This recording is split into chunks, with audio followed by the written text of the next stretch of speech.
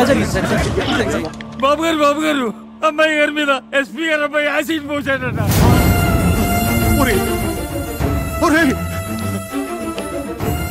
రాజు రారా.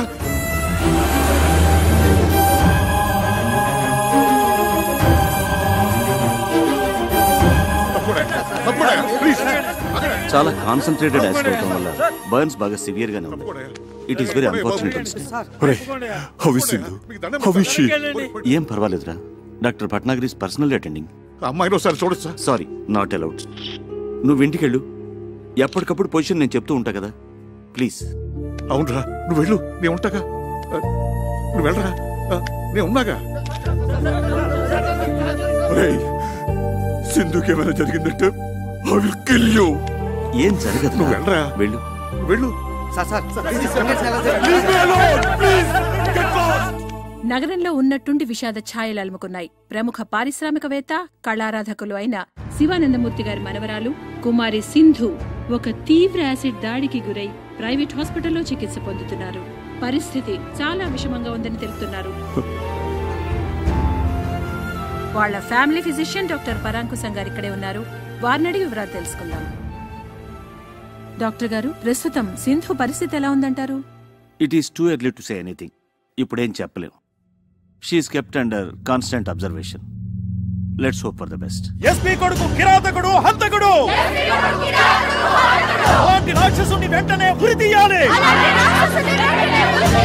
వెంటనే ఉరి తీయాలి. ఎస్పీని వెంటనే బర్తరఫ్ చేయాలి. సార్, బయట పరిస్థితి చాలా ఉద్రిక్తంగా ఉంది సార్. ఈ యాసిడ్ ఘటనలో మన బాబు గారు ప్రత్యక్షంగా ఇన్వాల్వ్ అయిన విషయం లైవ్ గా టీవీ మీడియా ద్వారా అందరికీ పబ్లిక్ అయిపోయింది. అందువల్ల మేము ఎవరిని కంట్రోల్ చేయలేకపోతున్నాం సార్.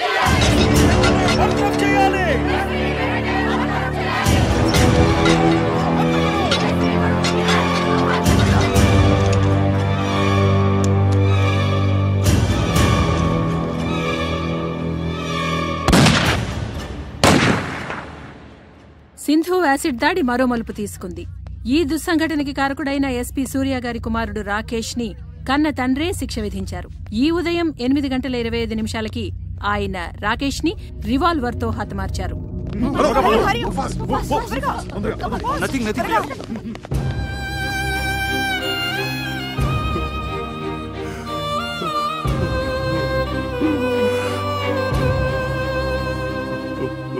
నాలుగు రోజులుగా మృత్యువుతో పోరాడుతున్న కుమారి సింధు గండం గడిచి బయటపడాలని ఆమె సన్నిహితులు, సహాధ్యాయునులు పూజలు చేస్తున్నారు.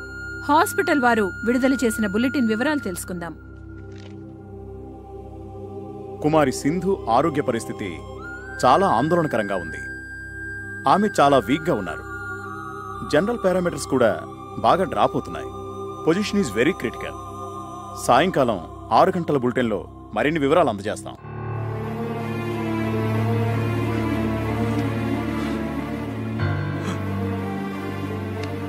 తన ఉచ్ఛ్వాస నిశ్వాసాలు సక్రమంగా ఉన్నప్పుడే నన్ను ఒక్కసారి చూడనివరా ప్లీజ్. అమ్మాయి ఎవరిని చూడటానికి ఇష్టపడటం లేదురా. ఏం చేయను? నేనని చెప్పరా.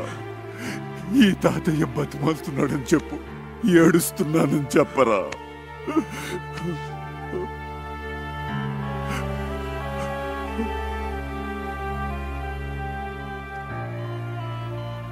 అమ్మా సింధు, అమ్మా, ఒక్కసారి తాతయ్య నిన్ను చూడాలంటున్నాడు. రమ్మన్నా.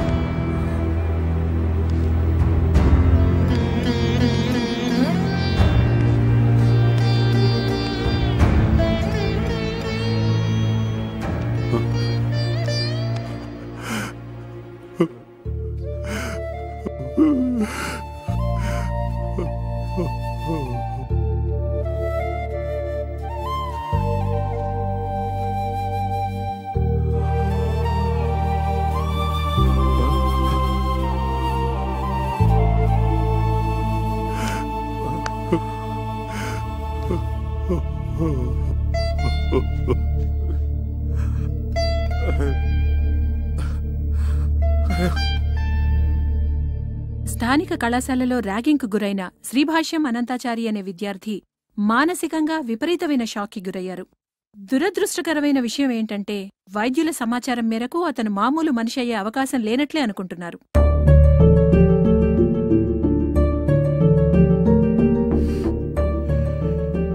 నర్సులు వాళ్ళు చెప్పుకుంటున్నది వింటుంటే అమ్మాయి గారు మనకి దక్కరేమనిపిస్తోంది బాబు. వీర్రాజు గారు, సింధు చాలా అనీజీగా ఉంది, ఏదో చెప్పాలనుకుంటుంది. Please come.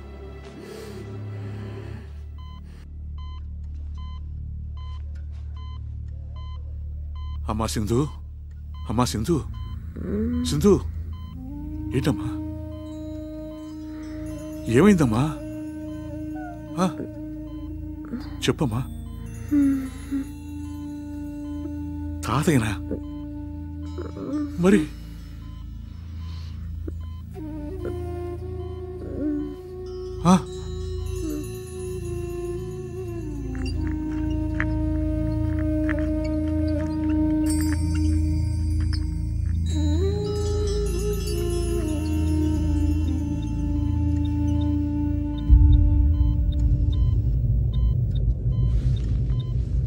అమ్మా అనంతు,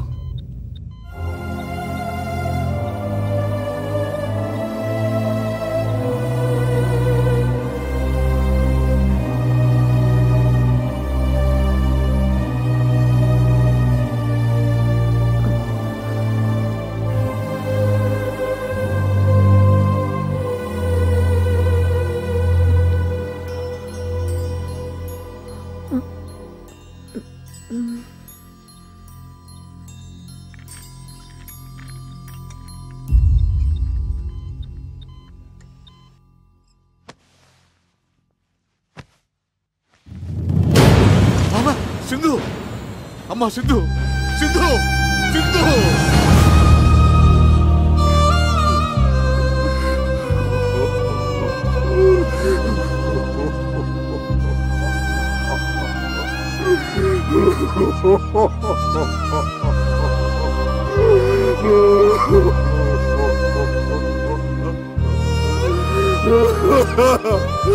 సింధు.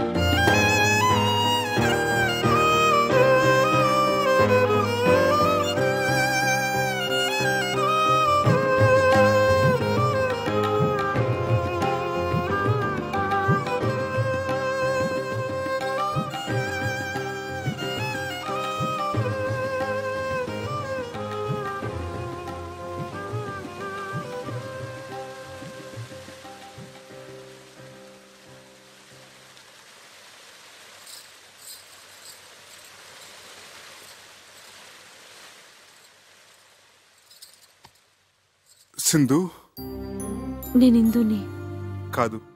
ఈ ఇంట్లో నువ్వు తిరుగాడుతున్నంత వరకు అందరిలాగా నాకు నువ్వు సింధువే.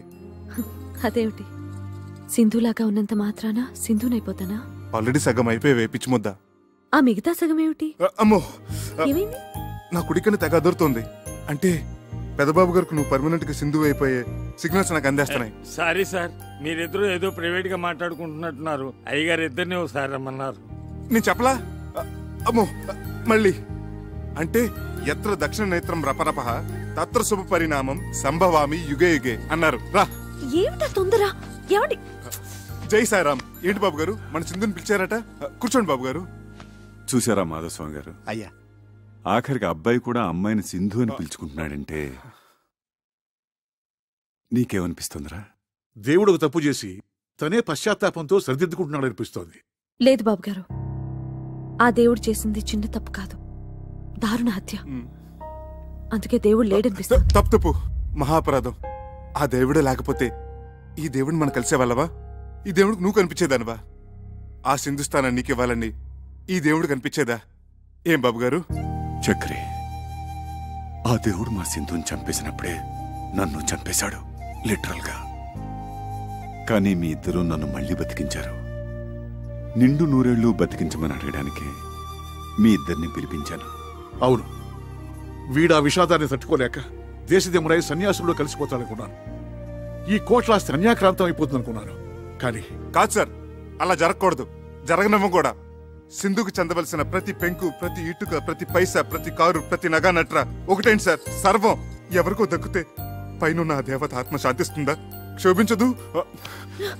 అది నేను సహించలేను సార్, సహించలేను. అందుకే వీడు పురోహితుడిని పిలిపించి మా సింధుని పునఃప్రతిష్ఠించడానికి ముహూర్తం పెట్టిస్తున్నాడు. శుభస్య శీఘ్రం, త్వరగా పెట్టించండి మాధవస్వామి గారు. మీకు కావలసిన వివరాలు తీసుకోండి. చిత్తం. నాది భరణి నక్షత్రం, సింధు ద్రోహిణి. మీ జాతకాలు ఏమైనా ఉంటే? బాబా, అయ్యగారికి హిందువుని దత్తత చేసుకోవాలనే కోరికని త్వరలో ఫలించేటట్టు చూడు స్వామి. అయ్యా, తొందరలో అంటే కనీసం 3 నెలల కాలం ఆగాలి. ఆ తర్వాత మంచి ముహూర్తం ఉంది. అప్పుడు ఈ దత్తత స్వీకారం జరిపిస్తే ఉత్తమం, శుభప్రదం. నువ్వే అన్నయ్య. పెద్ద పెద్ద శుభవార్త. ఏమిటయ్యా శుభవార్త? ఇండియా గెలిచిందా ఏమిటి? మన హిందూ గెలిచింది. World cup. శివానందమూర్తి గారు లేరు, కోటేశ్వరుడు, ఆయన మన హిందూని దత్తత తీసుకుంటున్నారట. ఆ సంగతి మా చక్రి గారు ఉత్తరం రాశాడు. మనందరినీ అర్జెంట్ గా బయలుదేరి రమ్మన్నాడు. శుభచ్చ శీఘ్రం. ఆలయం అమృతం వేషం.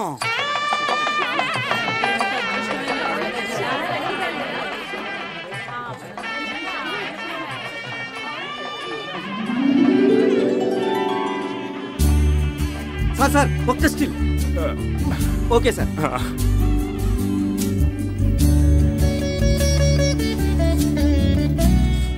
రామ్,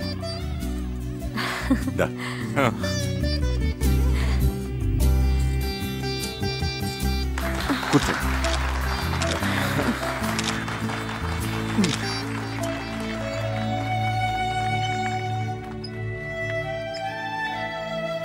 నమస్కారం బాబు. అలాగే దా, వెనక్కి వెళ్దాం. ఆహుతులందరికీ నా తరఫున, మా శివానందుల తరఫున స్వాగతం తెలియజేసుకుంటున్నాం.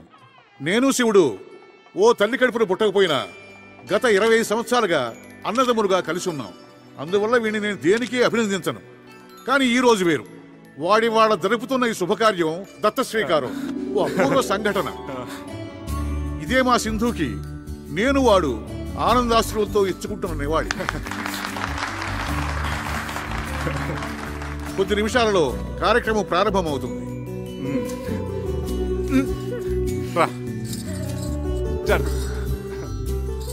రాఘవాచార్యులు గారి దంపతులు వారి కుమారుడు చిరంజీవి అనంతాచార్యులతో వచ్చి పీటల మీద కూర్చోవలసిందిగా కోరుతున్నాం.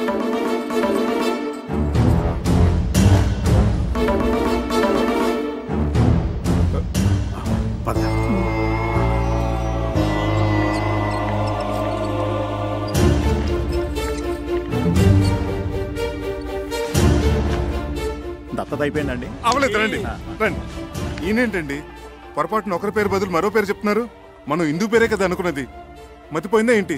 అవును బాబు, మేము కూడా హిందూ గారిని దత్తత తీసుకుని కోట్లాది ఆస్తిని మీకు అప్పగిస్తారు అనుకున్నాం. మరి ఈ కొత్త పరిణామం ఏమిటో, అనంతుని దత్తత తీసుకోవడం ఏమిటో? అయ్యా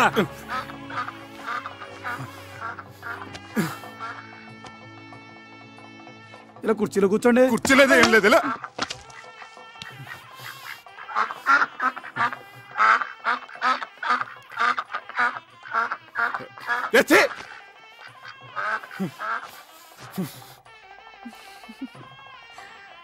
తవ బీజ సముత్పన్నం సర్వాలంకార సంయుతం పుత్రం దేహి వరం మమ పుత్రం దేహి వరం మమ మమ బీజ సముత్పన్నం సర్వాలంకార సంయుతం తుభ్యం దత్తు మయా సుతః ప్రతిగృహ్ణామి ప్రతిగృహ్ణాతు ప్రతిగృహ్ణాత్.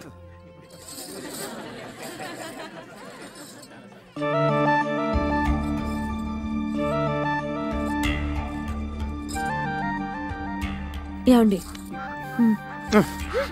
తప్పు.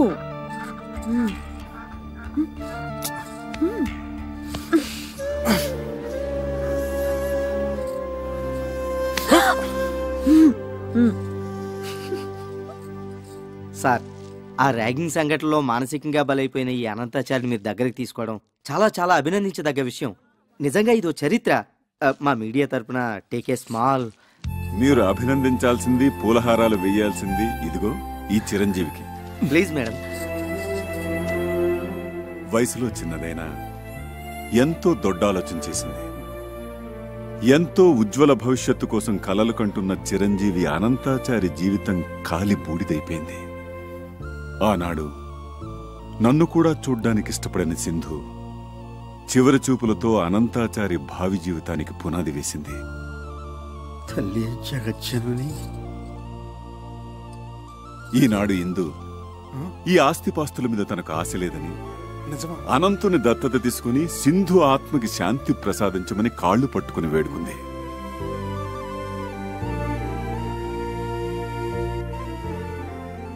నిస్వార్థమైన త్యాగానికి నిర్వచనం చెప్పింది. ఇంతటి త్యాగశీలికి మీరు కృతజ్ఞతలు ఎలా తెలుపుకుంటారు సార్?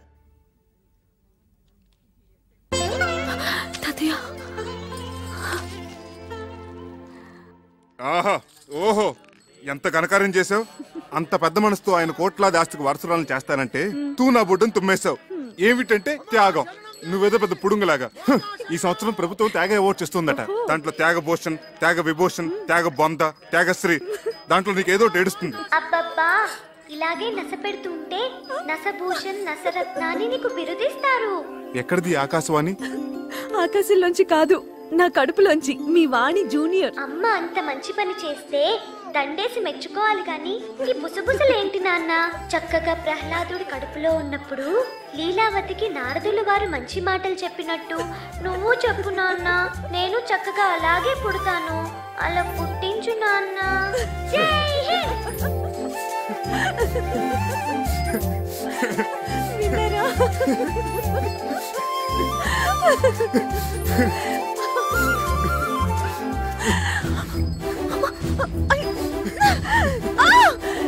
చక్రి, చక్రి,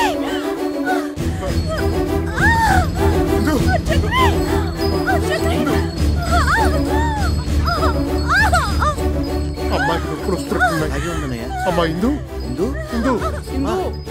కంగారు పడుకో. రఘుబాబు గారు వచ్చేసారు. మంచి మంచి డాక్టర్లు తీసుకొచ్చారు. మంచి మంచి మందులు ఉన్నాయి. అన్ని సవ్యంగా జరుగుతాయి.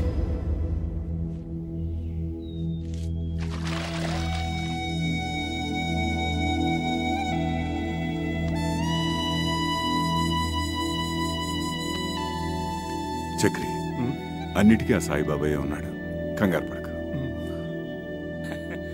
బాబు గారు, బాబు గారు, ఆడపిల్ల, తల్లి పిల్ల క్షేమం, అంతా శుభప్రదం.